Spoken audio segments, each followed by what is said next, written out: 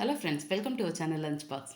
இன்றைக்கி நம்ம ஒரு பாரம்பரியமான செய்முறையில் கத்திரிக்காய், மொச்சை, கருவாடு சேர்த்த ஒரு குழம்பு தான் பார்க்க போகிறோம். ரொம்பவே டேஸ்டான இந்த குழம்பு பார்க்கறதுக்கு முன்னாடி நம்ம சேனலுக்கு ஃபஸ்ட் டைம் வர்றவங்க சேனலை சப்ஸ்கிரைப் பண்ணிவிட்டு பக்கத்தில் பெல் ஐக்கான் அழுத்தி அதில் ஆலையும் டிக் பண்ணிக்கோங்க.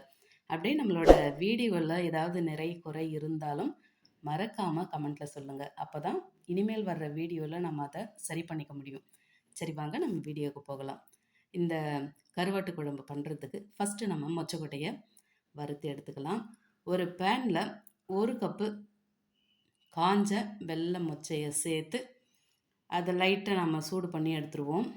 இதை நம்ம வறுக்காமையே கூட அப்படியே ஊற வச்சு பண்ணலாம். ஆனால் இந்த மாதிரி வறுத்துட்டு பண்ணும்போது இந்த குழம்பு அவ்வளோ சீக்கிரம் கெட்டு போகாது. இந்த அளவுக்கு சூடானது போதும். இப்போ இதை ஒரு பாத்திரத்தில் சேர்த்துட்டு ஒரு 3 முறை கழுவிட்டு இதை ஒரு அரை மணி நேரம் ஊற வச்சு வேக வச்சு எடுத்துக்கலாம். கழுவியாச்சு, அப்படியே ஊற வச்சு வேக வச்சும் எடுத்தாச்சு. எப்படி வந்திருக்குன்னு பார்க்கலாம். நல்ல பஞ்சாக சூப்பராக வெந்து வந்திருக்கு. இப்போ இதை அப்படியே வச்சுட்டு புளியை ஊற வச்சுருவோம். ஒரு எலுமிச்சை அளவுக்கு புளி நான் எடுத்திருக்கேன். இதை நல்லா திக்காக அப்படியே முழுசாகவே கரைச்சி எடுத்துக்கலாம். இந்த அளவுக்கு கரைச்சி எடுத்தாச்சு. இதையும் அப்படியே தனியாக வச்சுட்டு இப்போ நம்ம தேங்காய் அரைச்சி எடுத்துருவோம். அரை கப்பு நல்லா அடர்த்தியாக துருவி எடுத்த தேங்காவை சேர்த்து கொஞ்சமாக தண்ணியை சேர்த்து நல்லா நைஸாக இந்த மாதிரி அரைச்சி எடுத்தாச்சு.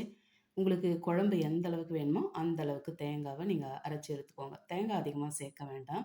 இப்போ இதை அப்படியே வச்சுட்டு அகலமான ஒரு பாத்திரம் சூடு பண்ணி அதில் 1/4 கப்பு நல்லெண்ணெய் சேர்த்து எண்ணெய் சூடான பிறகு அதில் 2 ஸ்பூன் வடகம், கொஞ்சமாக பெருங்காயத்தூள் சேர்த்து நல்லா பொரிய வச்சுக்கலாம். நல்லா பொரிஞ்சு வரட்டும்.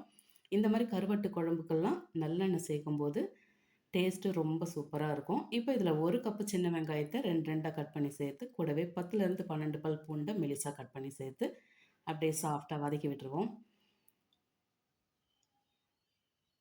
இப்போ வெங்காயம் வதங்கின பிறகு ஒரு கொத்து கருவேப்பிலை சேர்த்து 1 கப்பு தக்காளி கொஞ்சம் பெருசாகவே கட் பண்ணி சேர்த்து அதையும் அப்படியே கலந்து வதக்கிக்கலாம். இந்த கருவாட்டு குழம்பு மட்டும் அன்னைக்கே வச்சு சாப்பிட்றத விட மறுநாள் வச்சு சாப்பிட்டாக்கா ரொம்பவே சூப்பராக இருக்கும். இப்போ இதில் 2 டேபிள் ஸ்பூன் குழம்பு மிளகாய்த்தூள், 1 டேபிள் ஸ்பூன் தனி மிளகாய்த்தூள், 1 ஸ்பூன் சாம்பார் பொடி, 1 டேபிள் ஸ்பூன் தனியாத்தூள், 1/2 ஸ்பூன் மஞ்சள் தூள், 1 ஸ்பூன் காஷ்மீர் மிளகாய்த்தூள், தேவையான அளவுக்கு உப்பு சேர்த்து இப்போ எல்லாத்தையும் நல்லா கலந்து வதக்கி விட்டுருவோம். நம்ம புளியிலேயே மசாலா கூட கரைச்சி சேர்க்கலாம். அது ஒரு டேஸ்ட்டாக இருக்கும். இந்த மாதிரி நம்ம மசாலாவை வதக்கியும் பண்ணலாம். இதுவும் ஒரு டேஸ்ட்டாக இருக்கும். இப்போ எல்லாத்தையும் நல்லா கலந்துட்டு நல்லா அந்த எண்ணெய் பிரிஞ்சு வரட்டும். இந்த டைமில் நான் ஒரு 7லேருந்து 8 முருங்கைக்காய் சேர்த்துருக்கேன். கூடவே ஒரு பிஞ்சான வாழைக்காய் பெருசாக கட் பண்ணி சேர்த்தாச்சு. 3 கத்திரிக்காய், நல்ல பிஞ்சான கத்திரிக்காவை பெருசாக கட் பண்ணி சேர்த்து நல்லா அந்த மசாலாவோட பரட்டி விட்டுருவோம். இந்த காரக்குழம்புக்கு, இந்த கருவாட்டு குழம்புக்கு நம்ம கத்திரிக்காயெலாம் ரொம்ப மெலிசாக சேர்க்கக்கூடாது. ஏன்னா நம்ம இது மாதிரி வதக்கி இந்த மாதிரி நம்ம வேக வச்சு எடுக்கும்போது அது ரொம்ப குழஞ்சி இருக்கிற இடமே தெரியாமல் போயிடும். அதனால் கொஞ்சம் திக்காகவே நீங்கள் கட் பண்ணி சேர்த்து வதக்கி விட்டுக்கோங்க. இப்போ மசாலாவெல்லாம் நல்லா பரட்டி விட்டாச்சு. இது கூட இன்னும் இந்த தண்டு கீரையோட தண்டு சேர்த்தாலும் சூப்பராக இருக்கும். இந்த மொச்சக்கொட்டையை வேக வச்ச தண்ணியை சேர்த்து வேக வச்ச மொச்சக்கொட்டையும் சேர்த்து இப்போ எல்லாத்தையும் நல்லா கலந்து பரட்டி விட்டுக்கலாம். இந்த டைமில் நம்ம புளி சேர்க்கக்கூடாது. புளியை சேர்த்துட்டோம்னாக்கா அந்த முருங்கைக்காயெலாம் அவ்வளோ நல்லா வெந்து வராது. அதனால் காயெல்லாம் வெந்த பிறகு நம்ம புளி தண்ணியை சேர்த்துக்கலாம். இப்போ நல்லா கலந்து விட்டாச்சு. மூடி போட்டு குழம்பு நல்லா கொதித்து கொஞ்சம் சுண்டி வரட்டும். காயும் நல்லா வெந்து வந்திருக்கும். இந்த பாருங்கள், காயும் நல்லாவே வெந்து வந்திருக்கு. இந்த டைமில் நம்ம கரைச்சி வச்சுருக்க அந்த புளி தண்ணியை சேர்த்துட்டு இங்கேயே உங்களுக்கு தேவையான அளவுக்கு இன்னும் கூட தண்ணி சேர்க்கணுன்னாக்கா தாராளமாக சேர்த்துக்கலாம். இது நல்லா கலந்து விட்டுட்டோம்னாக்கா மேலே தட்டு போட்டு மூடி அந்த புளியோட பச்சை வாசனை போகிற அளவுக்கு கொதிக்க வச்சாச்சு. நல்லா கொதித்து வந்திருக்கு.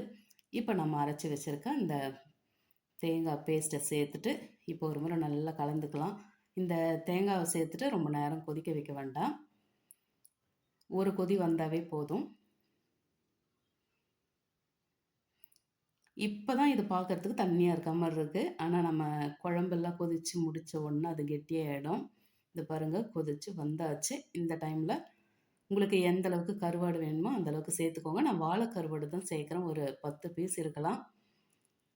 அதை க்ளீன் பண்ணி அதாவது சுடு தண்ணியில் ஒரு 10 நிமிஷம் ஊற வச்சுட்டு, அதுக்கப்புறமா அதில் இருக்க அந்த மேலே மண், அந்த உப்பெல்லாம் போக நல்லா அலசி கழுவிட்டு, அதுக்கப்புறமா சேர்த்துக்கோங்க.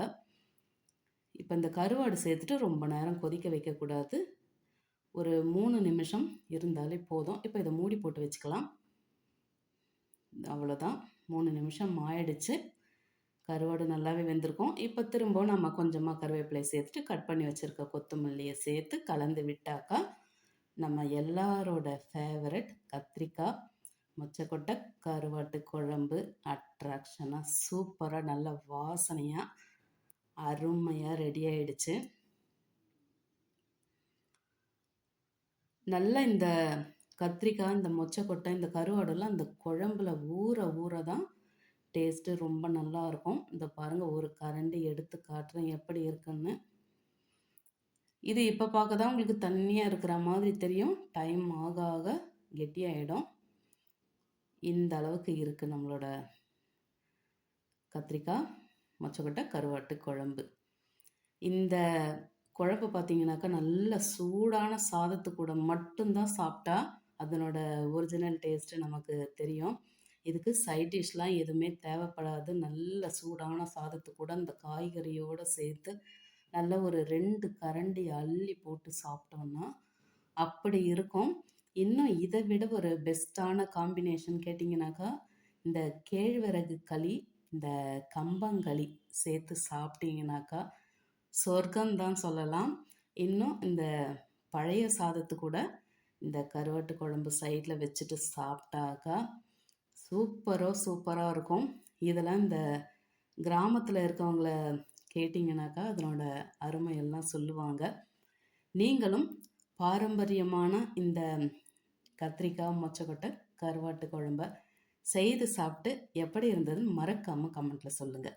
ரெசிபி பிடிச்சிருந்தால் லைக் பண்ணிவிட்டு அப்படியே இந்த வீடியோவை உங்கள் ஃபேமிலி அண்ட் ஃப்ரெண்ட்ஸுக்கு ஷேர் பண்ணிக்கோங்க. தேங்க்ஸ் ஃபார் வாட்சிங்.